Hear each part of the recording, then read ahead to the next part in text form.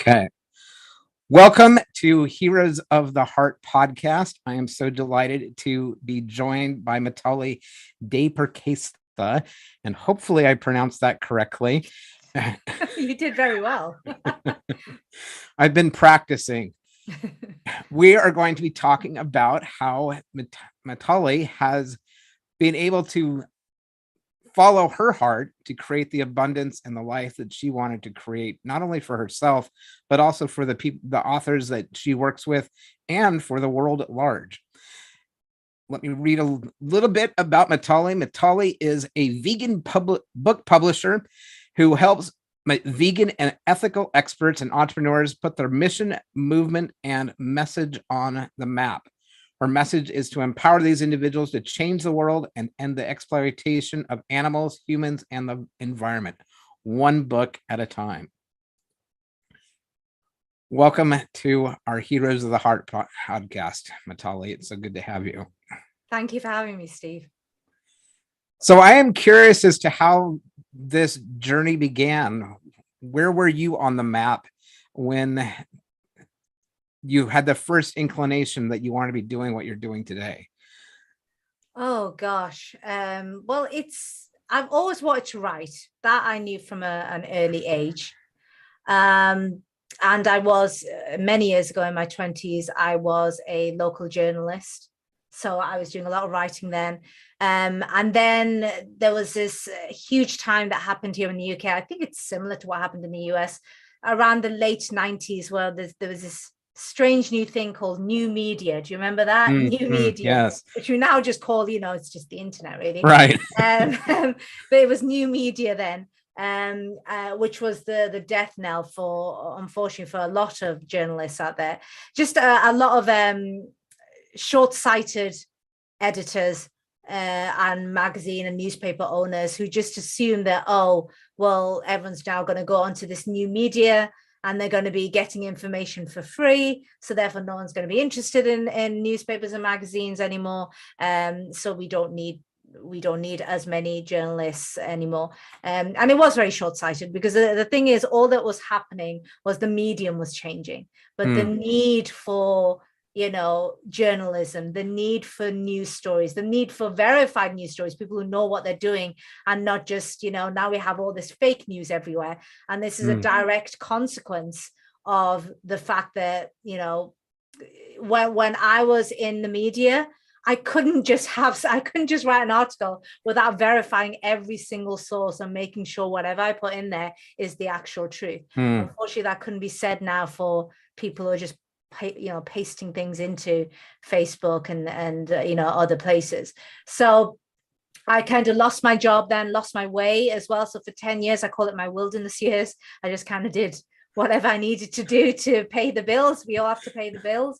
And then I fell back into writing when a very good friend of mine contacted me and was telling me about this new Google algorithm update. I remember getting very bored during the conversation because I'm not a very technical person. And I was like, why are you talking to me about Google?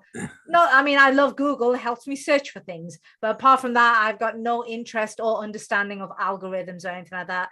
But he then explained to me that this new update meant that Google were no longer just looking at keywords.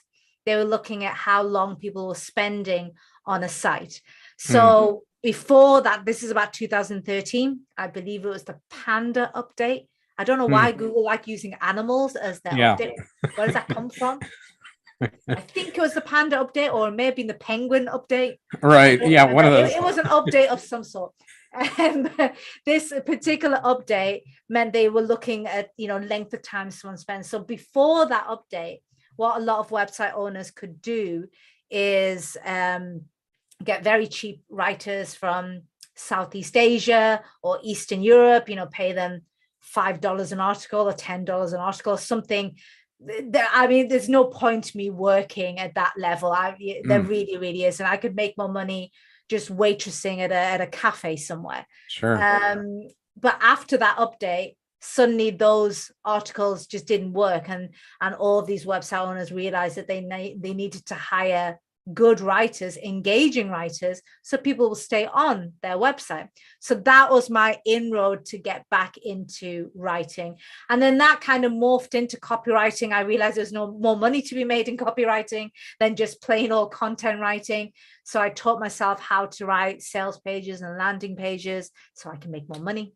And then, we all need money. So I thought, if I can spend 20 hours and make this amount of money, and the same 20 hours makes me 10 times as much money doing this, I'm going to go and do this. So, and then that morphed into ghostwriting, because one of my copywriting clients asked me to write his book for him.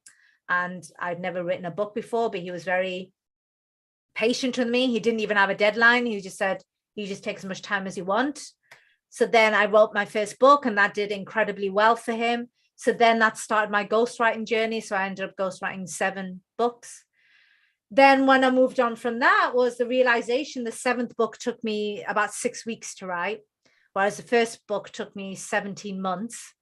So the difference, and yet the 7th one was arguably better quality than the first one. Wow. So it wasn't that the shortening of the time, it wasn't affecting the quality. If anything, the quality was even better. So that's when I thought, well, what if I showed people my recipe or my structure? Because that means I can help more people write their books, because there's only so many books in a year that I can write. But if I can show people how to write their own books effectively, that I can help even more people. So that's when the transition happened from doing it, ghostwriting, to actually becoming a consultant and publisher and helping people write and publish their own books. And then the final piece of the jigsaw was last year. So my book came out in March of last year. Did incredibly well and put me on the map, which is the whole point of writing these books, is to put you on the map and be seen as an authority in your industry. And then it was a group of vegans. It's always the vegans. And always the vegans. They started to, in a very gentle way, not in a nasty way, but they started to prod me a little bit and say, hey, we've heard that you've been vegan for, since 2012. But you don't seem to mention anything about that in your book. There's no mention of your veganism on your website or, as a publisher. Do you not want to work with vegans? Are you embarrassed to be about being a vegan? They just kind of prodded me a little bit, and I'm grateful for them because I needed that prodding. And I just said, well, no, if you look at my personal social media, there's always pictures of me, eating a mountain of vegan food somewhere, so no, it's not. I'm quite proud of the fact that I'm vegan. I don't really see why it should be something that I hide. I mean, if you think about it, it's a bit like being, it's a bit like being ashamed of being anti-racist or anti-homophobic. It's like, you're doing something good for the world, for the planet, for the animals. Why would you be ashamed of it? So it's like, no, I'm not ashamed of it whatsoever, but it's just, I didn't really see how that came into my career, my world of work. It was like, that's something I do in my private life. And I'm not so private that I keep it hidden. It's all over my private social media. But what's that got to do with my business? And slowly, unpacking all of that, I realized that there was this whole world of vegan, and some maybe not even fully vegan, but ethically minded entrepreneurs and experts who would love to work with someone like me because our ethics align. I never even realized that. It just was, I always say a book opens doors for you, but it opens doors for you. It opens doors that you want to open, but it also ends up opening doors for you that you didn't even know existed. And I'm the perfect example of that. I was using my book to establish me as a book consultant and publisher. I wanted to use it to get on podcasts. I've, guested on your previous podcast before. I wanted to use it to get speaking gigs, to get my brand out there. And all of those doors did open for me. What I didn't expect was this huge door into the vegan and ethical world that I didn't even realize that was there, that suddenly opened up for me. And then I spent this year realizing that is actually where my heart is. It's one thing speaking to entrepreneurs. All entrepreneurs say they want to change the world because they got the memo a few years ago that says, now need to have a yeah, you got these gurus now, don't you? A few years ago, it's all about, no, you need to have a mission. You need to have a mission statement and a vision statement. So all these entrepreneurs are, oh my God, I need a mission. So then they start creating these missions, and I'll leave it up to you whether I believe some of them or not. I believe some of them, and some of them I think they just got that memo, didn't they? It's like, I need to have a mission statement because somebody important on some webinars told me that I need a mission, so therefore they've now put it on their website. But the thing with the people that I now work with, it's not words on a website. They would have, their lives would be so much easier if they weren't ethical or vegan, because what they tend to find is, especially product-based business owners, they have extra costs associated just by being ethical. There's this wonderful lady that I've got in touch with over the last few months, and what she does is, in her business, she's a haberdashery. So basically, she does kits for people who want to learn how to knit or want to learn clay modeling or that kind of thing. And she also has, things that you can just buy outright from her. And she has higher associated costs because she makes sure all of her wool is cotton. It's not actual wool from sheep. She also makes sure that all the dyes that she uses are completely vegan and not using anything from an animal. A lot of dyes that are used for wool, for example, are of animal origin. So she has higher associated costs than the average haberdashery, which means she's at higher risk of going out of business because she has higher outgoings. And yet they're still doing it. They could easily just say, this other haberdashery or this other whatever competitor they've got is able to undercut me because they're not so bothered about their ethics, and they'll just get the cheapest whatever they need around. I'll just join them. But they resolutely don't do that. They stick to their principles. They have backbone, and they say, well, I don't care if it's going to cost me more for whatever I need to do in my business. I want to do it the right way because I have ethics, I have morals. So I know now that the people that I work with, they didn't go on, on some webinar in 2016 and then they need a mission and a vision. They genuinely have a mission and a vision, not just for their business, but for the world that they want to live in. So yeah, as soon as that door opened for me, I was just like, oh my God, I was a bit like Alice in Wonderland. I was like, this world exists, and I've been vegan for all this time, and yet I didn't know. I wasn't aware. Now I know 4 vegan accountants. I know 3 vegan lawyers, and this. I just thought veganism was food, clothes, makeup. Those is what I thought. What was vegan? I had no idea that. For example, my hosting now, so my websites are hosted on a platform which is a completely green hosting, which means you go on my website and you download stuff, you're actually helping to plant trees somewhere. I didn't even know that was a thing. I didn't even know that was like hosting. To me, it was just like, it was hosting. You buy hosting and they host your website. I had no idea that, you can choose to have a standard hosting provider who could be funneling money into fossil fuels or animal agriculture or some other industry that's distasteful. That's such a good point. And you have no idea.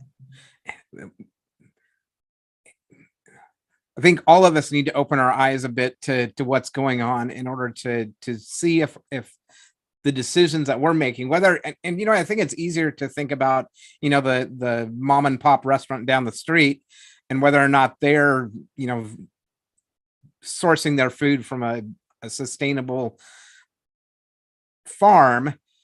But just like you're saying with our web hosting, we don't necessarily, and I just changed my web host last week, and it didn't even cross my mind to see, well, what are their ethical standards? What are they trying to do? And where do they?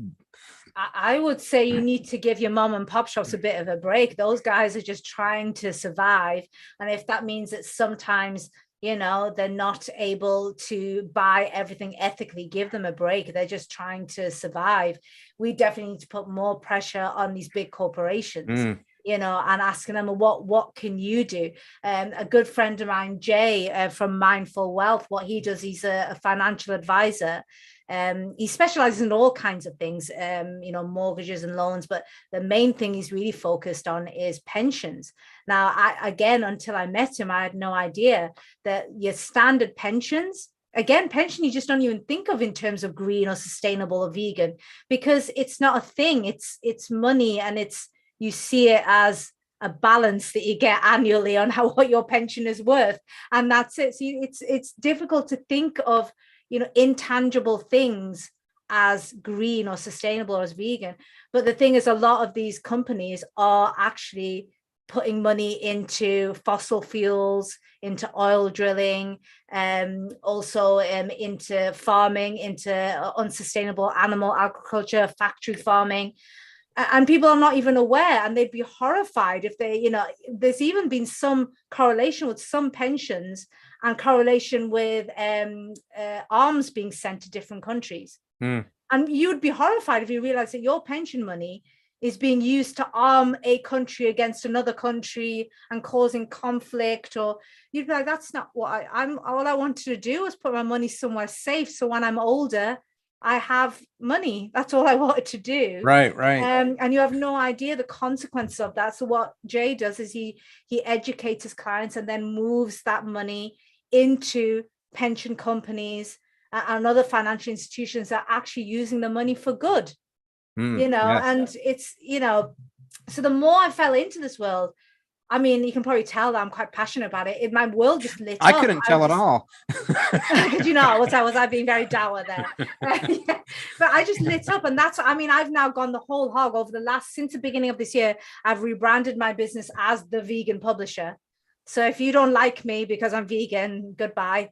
I'm not really bothered anymore. Well, honestly, before I got into the kind of book business myself, one of the concerns that I had, and I've honestly not given it much thought recently, but I have always been a tree hugger. I grew up in Oregon on the west coast of the United States, and there were basically two camps there. There were the loggers, and then there were the tree huggers, and we're always yeah, I was just going to say that, but butting heads there, right? But I was definitely on the tree hugger side of the camp, and putting books out there. I mean, I am an avid reader. I'm a huge fan of the power of books and in all the facets. But one of the things that comes with book publishing is all the paper that goes into those books. Oh yes. And I always say, I always say with my book, because I always get the Kindle first. I think it's fine. I think the Kindle, I love the Kindle. This is why when you get sort of like old school book lovers, they're kind of like, oh, Kindle, it's like you got to have real books. And I always say real books are wonderful. I mean, I've got that's just a small selection. I've got another bookcase downstairs. We've got hundreds of books in there.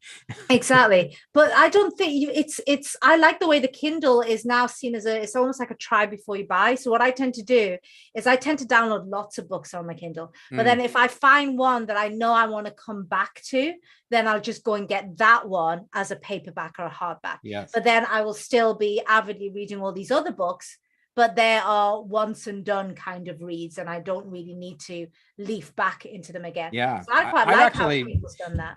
The pandemic has actually turned me into, I used to be pretty much a devotee to the paper books because I love the feel of the book in my hand, right? And then the pandemic hit, the libraries closed down. I couldn't get a book to, save my life.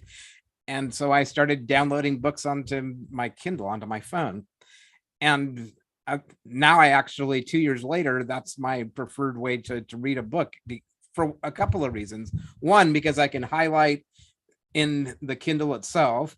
And if I don't know a word, which doesn't happen, I love that the often, dictionary function. Double click on it, and okay, well, that's what that word is, and there's just so much that's available through that. And also, one of the things that I'm now starting to do is that with all those notes that I've taken and all the highlights that I've done, if I go to read.amazon or whatever it is .com, then I can go back and review all those notes that I've taken, and it's just so much more accessible than writing it out in a notebook or something. So it is.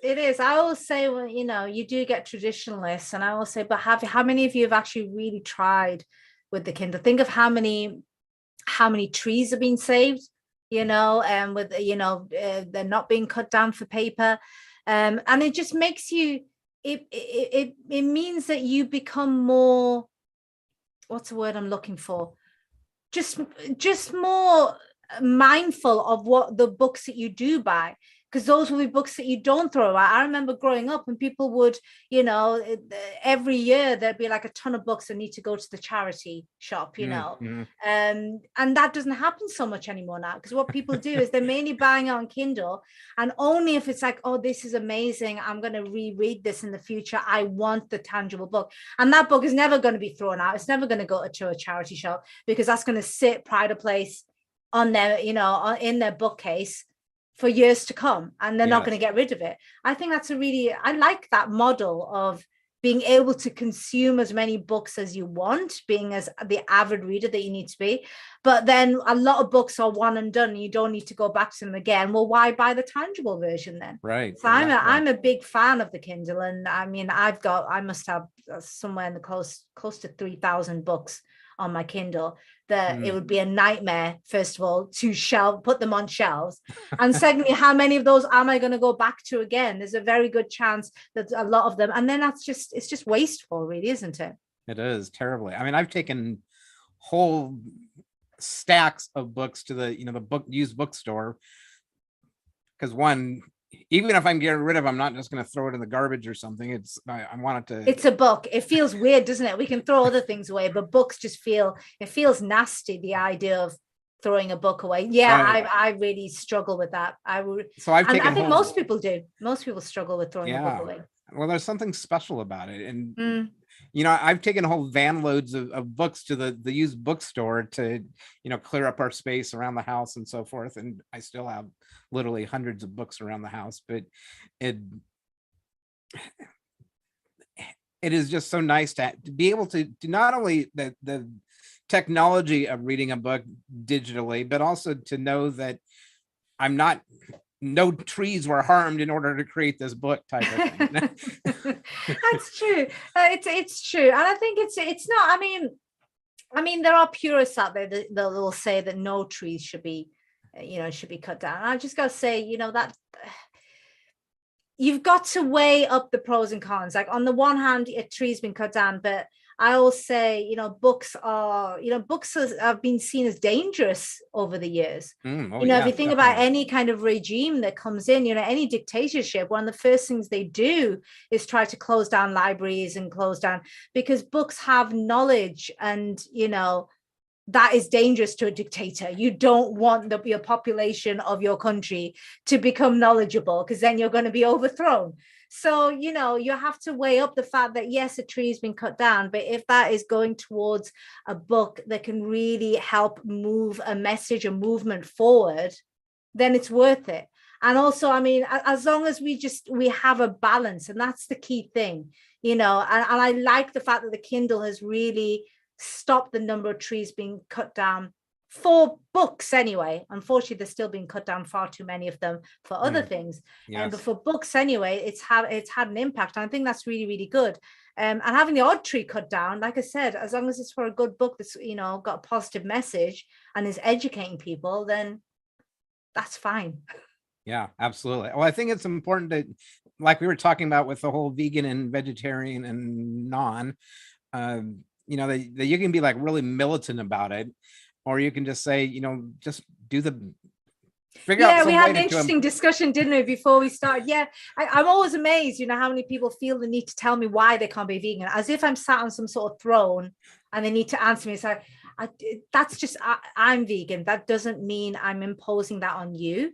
So I want you to be, because the more people are vegan, the less impact we're having on the environment, the less impact we're having on animals. And crucially, what a lot of people don't, the word veganism seems to insinuate to a lot of people it's all about the animals and or the environment. What they don't realize is the impact on other humans. There's huge links between, we were discussing this with low-paid immigrant workers being hired in slaughterhouses and in factory farms. So they're having to deal with the brutality of what they're doing, so we can sit there and eat meat. It's basically a job that we would never do, despite the fact that we eat meat and we consume dairy.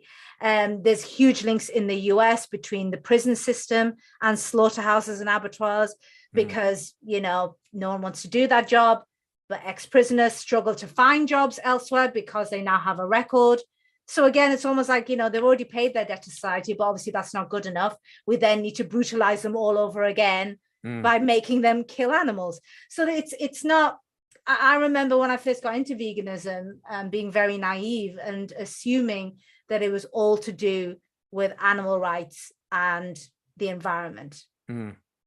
Which are two very big reasons by themselves. They are individually, they are very big reasons. But what I always, because you do meet people who just don't really care about animals, and they're not really, or the climate deniers. They kind of believe that there's nothing going on with the climate. It's all this huge conspiracy. But I always say, well, do you care about human beings? And they're like, well, yeah. I was like, don't you realize that what we are doing, it's affecting other human beings? It's actually affecting other human beings in other parts of the world when it comes to the climate, but also people in your own country who are suffering from it. So I will say veganism is not just about like animals, helping animals and helping the environment. I think crucially, it's about helping and empowering people, especially people who are from certain marginalized groups, whether that's socioeconomics, whether that's to do with race. It's usually marginalizing those people, and that's where the problem is. So I want everyone to become vegan, because it doesn't matter how you're getting into it, whether it's for the animals, whether it's for the environment, whether it's for human rights, whether it is for human health. It doesn't really matter which way you're getting into it. As long as you're getting into it, that's great. However, I cannot sit here in judgment of you if you're not fully vegan. That's just wrong. And I always find it funny when people come to me and they try to tell me why they're not vegan. It's like, well, I'd be vegan, but I can't give up cheese. I'd be vegan, but I can't give up bacon. And I always think it's almost like, if you go to a job interview, you don't start with what you can't do. In fact, hopefully you don't ever tell them what you can't do. You hopefully don't get that question, because it's a question that everyone, dreads, don't they? Like, so right. Tell me your weaknesses. And you start going, so how do I do this now? And I need to I don't want to tell them I don't have any weaknesses, because that sounds really arrogant. Right. I want to give them a weakness, but it's not really a weakness. I want to be able to turn it around into a strength. So you do all that, you're doing all that, mental gymnastics there, trying to get out of answering this question properly. You talk about your strengths in an interview. You don't talk about, so why do people feel the need to tell me what they can't do? I always say, well, what can you do? Like what changes can you make? For example, factory farm chicken tastes like nothing. It doesn't really taste so much. It's just like stringy nothingness, really. Right. So I'm like, could you swap that out for a plant-based alternative? Could you maybe try that next week? So, when you're making your curry or your spaghetti bolognese or whatever it is, your family meal, just swap out that meat and you throw in a meat alternative and see how you feel. And they're like, oh yeah, I can do that. I was like, well, go and do that then. Don't tell me that you can't. Don't tell me what you can't give up. Don't tell me you can't give up cheese, or that's fine. No one's asking you to do that. Do what you can do and just get on, just start it, just start on the getting on that. My younger sister recently became vegetarian. She just can't, it's just that little bit too much for her brain to cope with the idea of not using dairy. She likes, but she's already drinking oat milk. She doesn't really drink milk, but she really does like her cheese. That's her real thing. So I was like, I didn't berate her. I didn't say, well, you're not allowed to become vegetarian. You have to go the whole way. You're the sibling to the vegan publisher. How dare you think that vegetarianism is an option? I didn't do that. I was proud of her for making those small steps that she's making. So, just think about what you can do that is more vegan, more ethical, more plant-based. And the bits that you can't do, just stick with that for now. But what you tend to find is once you get on the road and you're not being judged and you're not asking to be judged, you'll find that you slowly start moving in the right direction anyway. I remember a really good friend of mine, how he gave up smoking. He tried many times to give up smoking. And then he heard about this concept, which I've now stolen and used myself. He heard about this concept of, if you're going to do something that's not good for you, you have to tie it in with something that's great for you at the same time. And you marry the two. So what he decided was he wanted to give up smoking, but he kept falling back into it, because what a lot of people do is when they give up something, that's all they do. They give up. Now you've now got a vacuum in your life where that thing was. So of course you're going to miss it. And of course it's going to be difficult. And of course you're going to fall off the bandwagon and go back to it. So he decided every single time he smoked, he had to be walking. He's not allowed to stand or sit and smoke. So every single time he had to be walking. And that's what he did. It took him 3 years. But what ended up happening was he started to get quite fit, because every time he went, so on bad days, he has quite a stressful job. On bad days, he would need to go walking, spaced out over a day. He would have walked for about 2 hours nearly. Because his smoking is his crutch. When he's stressed, he smokes more. When he's not stressed, he doesn't smoke so much. So on stressful days, he's smoking more. But guess what? Because he made a pact with himself, I'm going to be walking every single time I smoke. He would get up from his desk and he would go for a walk outside while he was smoking. After 3 years of this, he got so fit and healthy. He lost so much weight.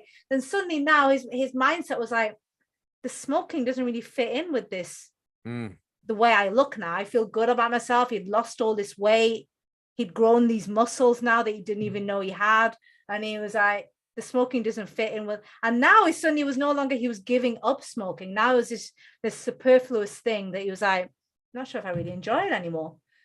It was a slow thing. It took 3 years, but he's been able to give, and now he's the thought, because he didn't give it up. He married it with a positive action, So I will say it's the same thing with, if you're trying to become not even vegan, if you're just trying to be more ethically minded and more plant-based and just starting to do more of the right thing, just start to do the little things and marry it up with nice things. So if you really like your spaghetti bolognese, that's like a big family Wednesday meal that you have, still have it, but just say, or maybe even do half and half. So you start off with half meat and then half of the meat substitute and mix it up and see how you go with that, and just go down that road. Don't focus on what you can't do. Focus on actually what you can do. And you actually get much further, not just in veganism, but anything in life. You go further when you focus on what you can do.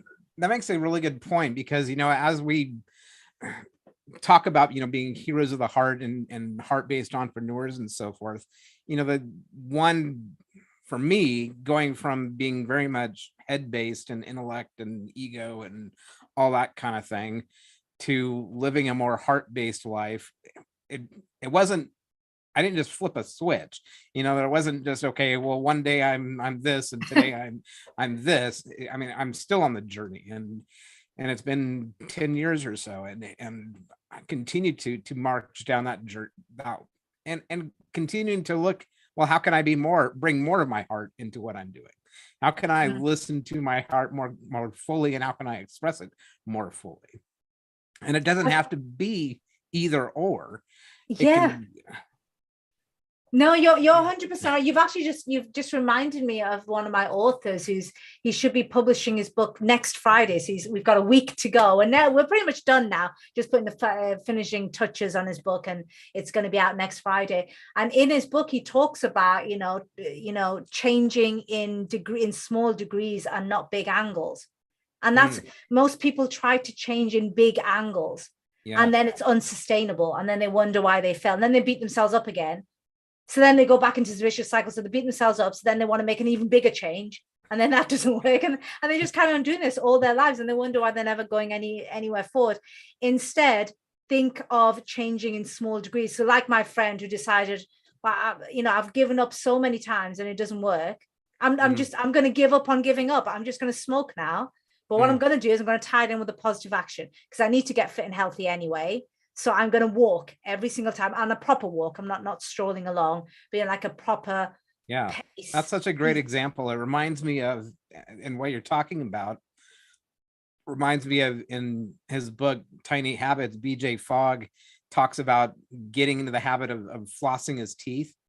And apparently his teeth are structured such that it's not easy. And I can relate to that to some extent, because my teeth are like really close together and it's kind of hard to get in. It is. So he started out, instead of doing like his whole mouth, he just said, okay, all I'm doing is 2 teeth, 2 teeth. That's it. And if I do that, then I've met my goal. And of course, now he flosses all his teeth, but it started out with just 2 teeth. And if we just take those 2 little steps in order to move closer to what our heart is calling us to do, we've moved 2 steps in the right direction.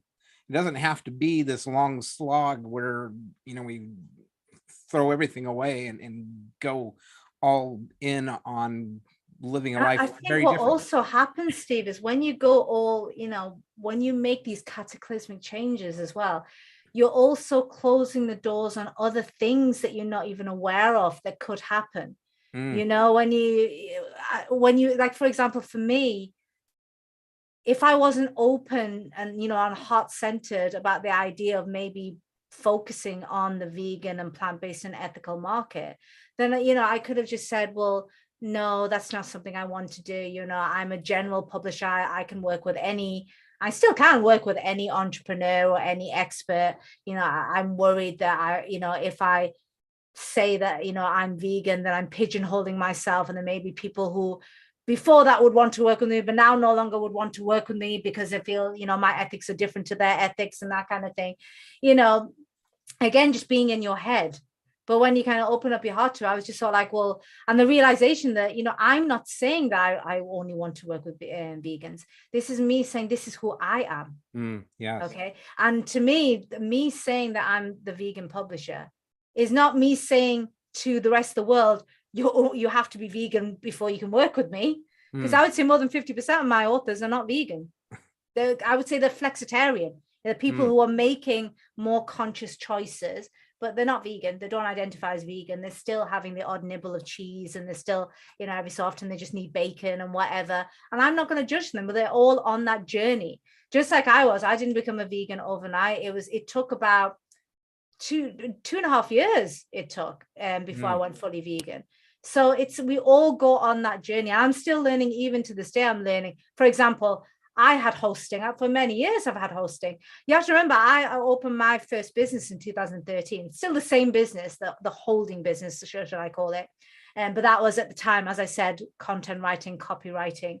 So I've had websites since 2013. Now, bearing in mind, I became vegan in 2012. I had no idea there was such a thing as green hosting.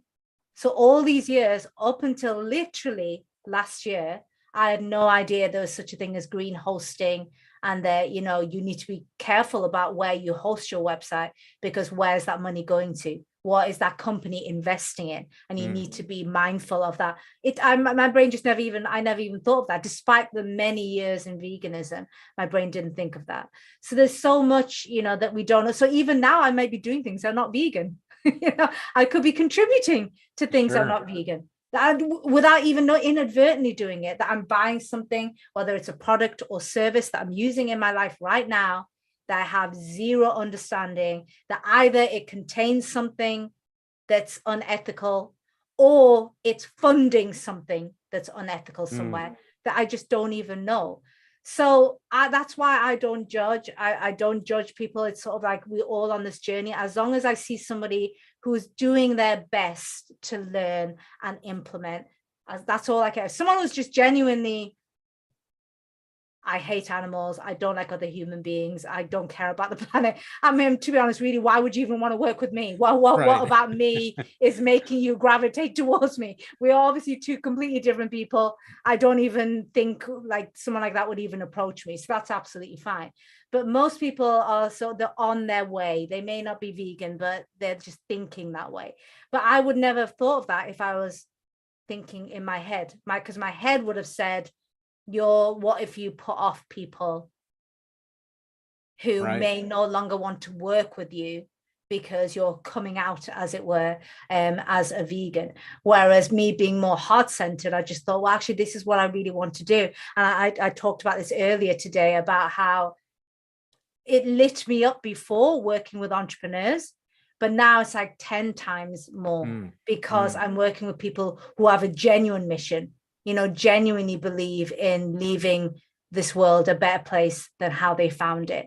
So it's even more exciting working with these people, because like I said, they didn't just attend some webinar a few months ago, or even a few years ago, saying they needed to have a mission in their business. These people genuinely have a real mission in their business, something that they really stick to and believe to.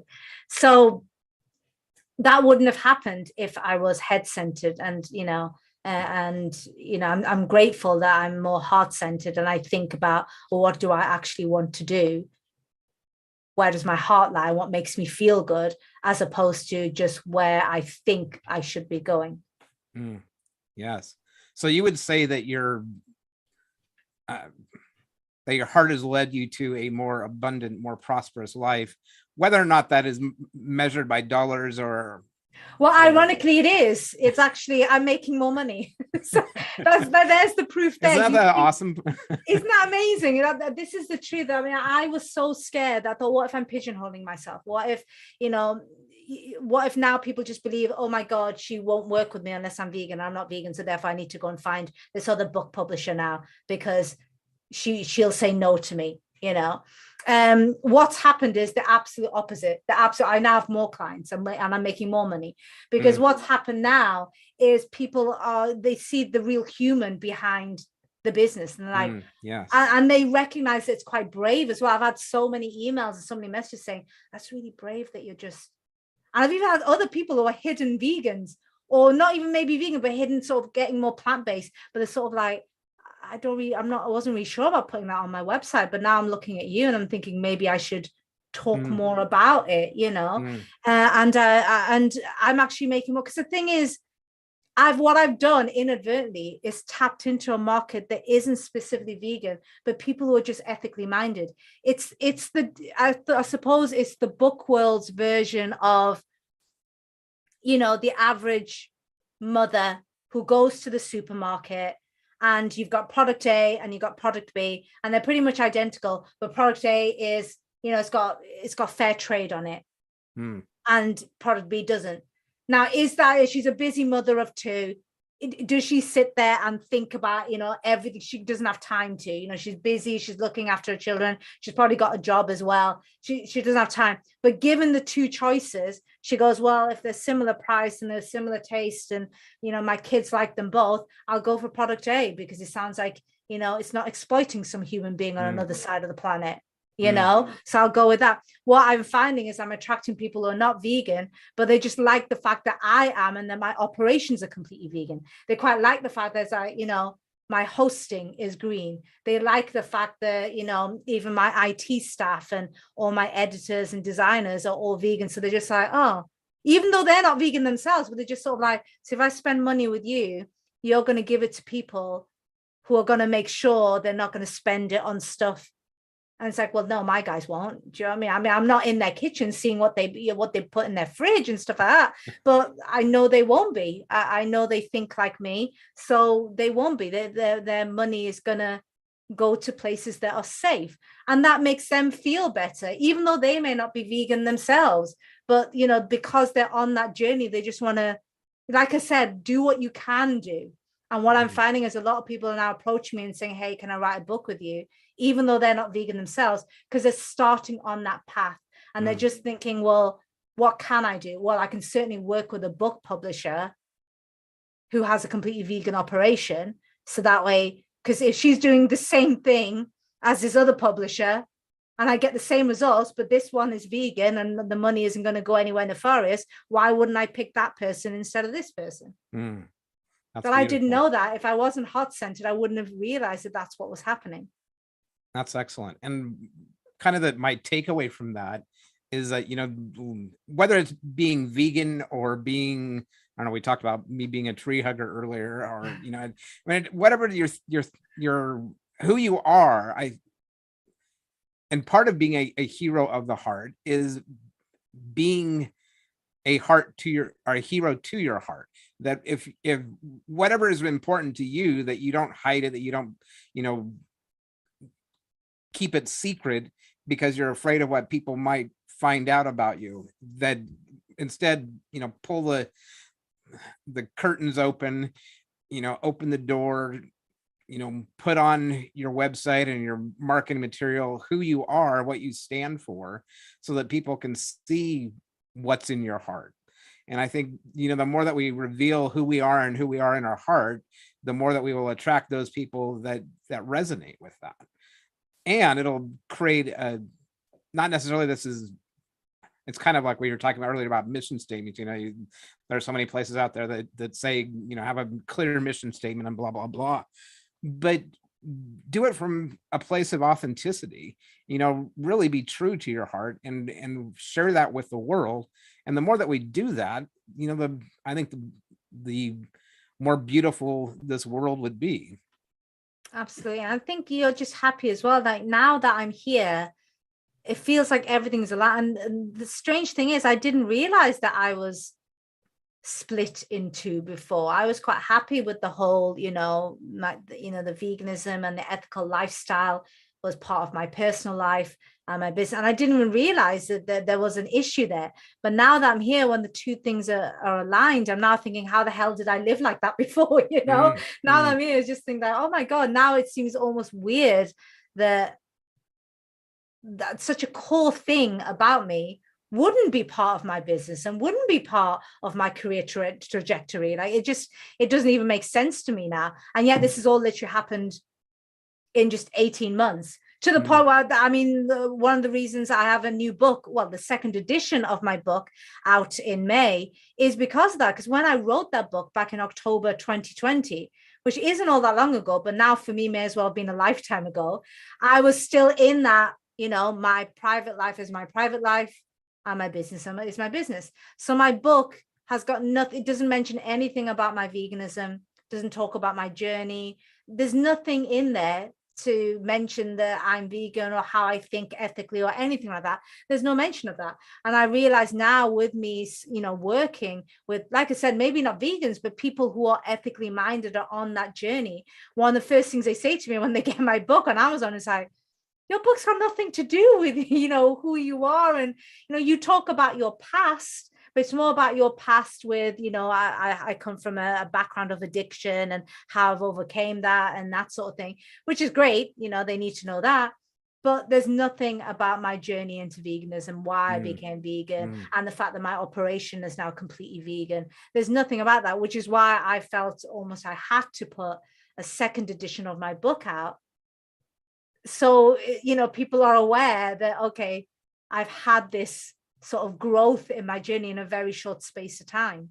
I think that's brilliant too. And I don't think this was strategic on you back in October of 2020. You weren't thinking, okay, I'll come out with the kind of the traditional book. And then in 2022, I'll come out with a vegan book. It's just as you've evolved, as you have embraced more and more of your heart, that is naturally coming out and expressing itself, right?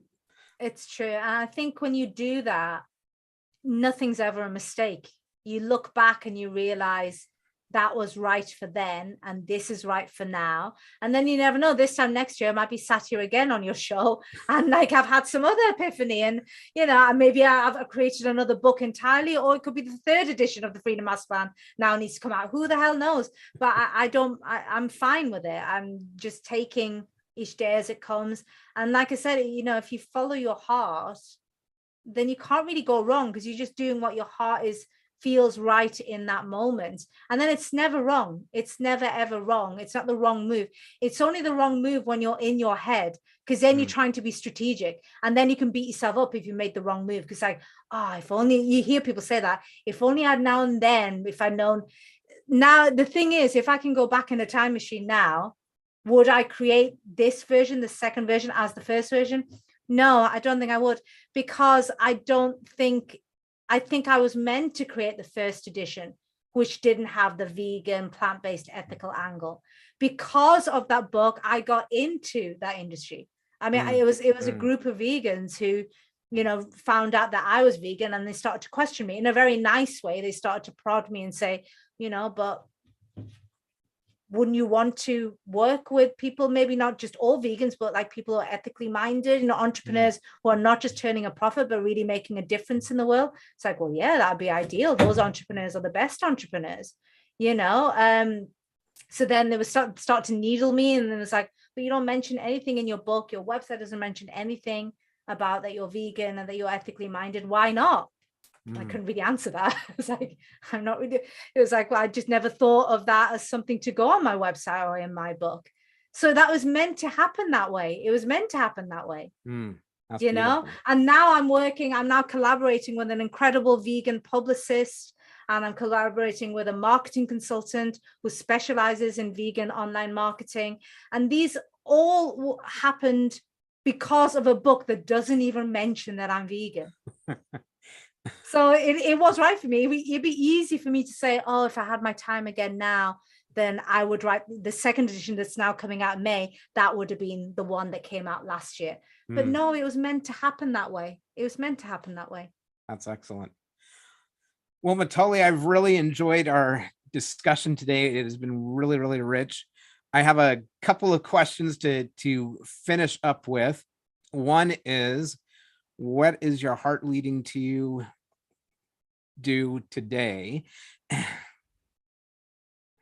And I thought you were going to ask you the next question. I will ask you the second question after you answer that question. Okay. What is my heart leading me today to do today? Well, straight after this, it's leading me to the oven because I need to eat. So there's that.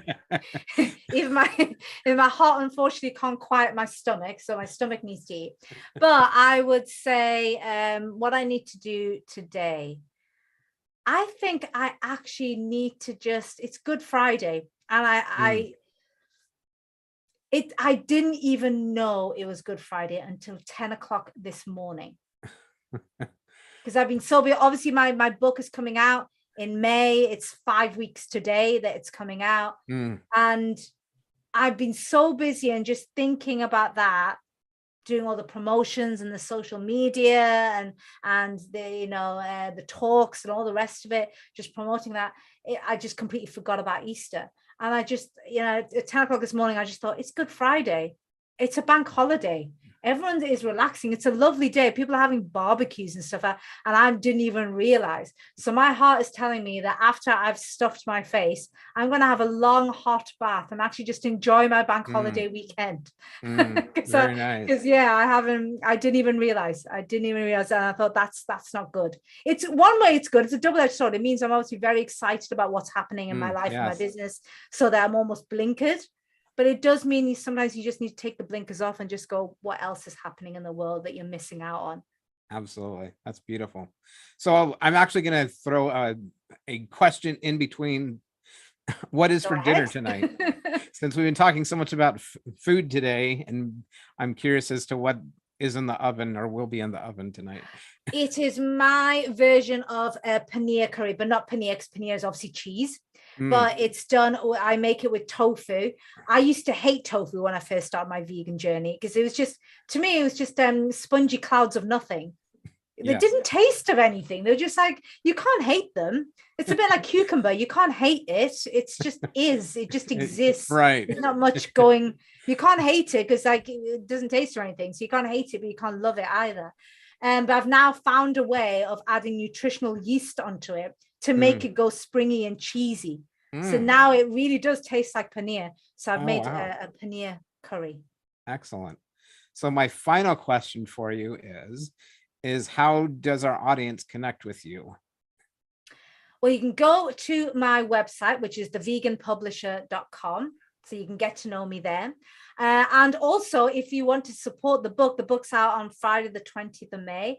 I would love to. I'm actually doing a free giveaway for, I don't know how many days it's going to be. I need to work that out. One of these things I need to work out, which is why I completely forgot it was Good Friday. But I'm going to do a free giveaway. So I'll send you the link, Steve, if you want to add it to, this show and that sort of thing. But if you sign up on a particular page, I will let you know as soon as it goes free, because then it becomes a paid book after that.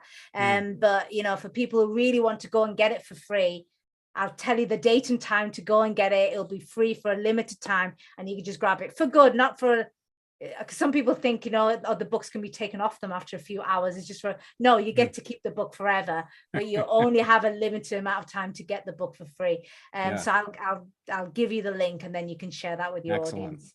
And I look forward to getting that book myself. I read your first edition of the Freedom Master Plan and thought it was excellent, and thank you. I look forward to getting the second edition and hearing all that you have brought into that edition. Thank you. So for our listening audience, until our stories meet again, be the brilliant light inside.